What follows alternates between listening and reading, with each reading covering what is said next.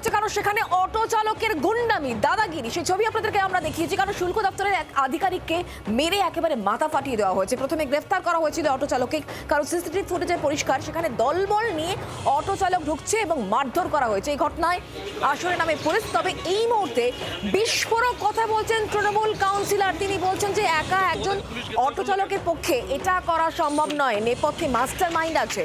অভিযুক্তদের পেছনে বেশ কয়েকজন প্রভাবশালী আছে, এই বিস্ফোরক দাবি করছেন তৃণমূল কাউন্সিলর সোনালী রায়।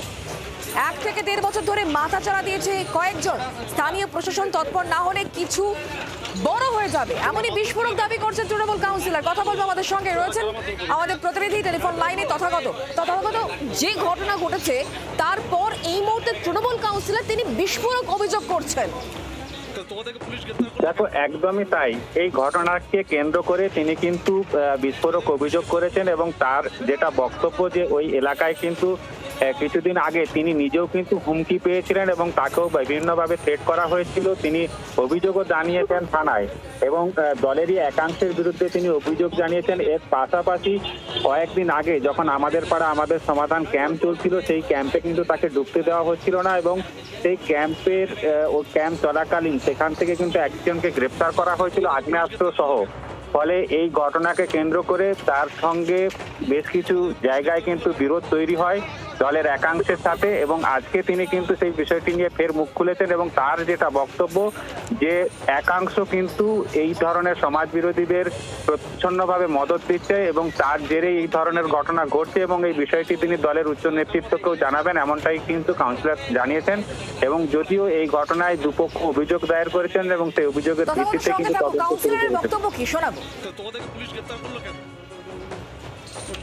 কোনো একজন অটো চালকের পক্ষে এটা সম্ভব না।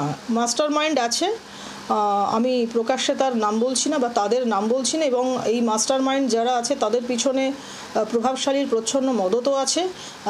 বেশ 1-1.5 বছর ধরে প্রচণ্ড মাথাচাড়া দিয়ে উঠেছে একজন এবং কয়েকজন, তাদের পিছনে মদতও আছে এবং এরাই ল অ্যান্ড অর্ডার ব্রেক করছে সাইমালটেনিয়াসলি। সেটা আমাকে হিউমিলেট করা থেকে শুরু করে locally law and order break করে মানে যে কোনো লোককে ডিস্টার্ব করা, যা খারাপ কাজ হয় সেগুলো করা পরপর তারা করেই যাচ্ছে। এবং যদি প্রশাসন সত্যিই আমাদের লোকাল প্রশাসন তৎপর না হয় তো আগামী দিনে কিন্তু এটা একটা অনেক বড় বৃহত্তর জায়গায় চলে যেতে পারে। তৃণমূল কাউন্সিলরের বক্তব্য শুনলেন, তিনি নির্দিষ্ট করে অভিযোগ করছেন বেশ কয়েকজন রয়েছেন প্রভাবশালী যাদের মদতে এরকমই চলছে এবং এই বিষয়ে তিনি এর আগেও বলেছেন, এমনই বিস্ফোরক তিনি দাবি করছেন। যে ছবি সামনে এসছে, যে সিসিটিভি ফুটেজ দেখতে পাচ্ছেন, সোনারপুরে অটো চালক তার গুন্ডামি, আর এই বিষয়ে এবার বিস্ফোরক মন্তব্য করছেন তৃণমূল কাউন্সিলর সোনালী রায়। একজন অটো চালকের পক্ষে সম্ভব নয়, নেপথ্যে মাস্টার মাইন্ড আছে, অভিযুক্তদের পেছনে বেশ কয়েকজন প্রভাবশালী আছে, এমনই বিস্ফোরক দাবি করছেন তৃণমূল কাউন্সিলর সোনালী রায়। 1-1.5 বছর ধরে মাথাচাড়া দিয়েছে এই কয়েকজন, স্থানীয় প্রশাসন তৎপর না হলে আরো বড় কিছু হবে, এই বিস্ফোরক দাবি করছেন তৃণমূল কাউন্সিলর। সোনারপুরে ঘটনার পর বিস্ফোরক সোনালী রায়, তৃণমূল কাউন্সিলর, তিনি বলছেন এর নেপথ্যে প্রভাবশালী রয়েছে, অভিযুক্তদের পেছনে কয়েকজন প্রভাবশালী রয়েছে, বিস্ফোরক দাবি করছেন তৃণমূল কাউন্সিলর সোনালী রায়।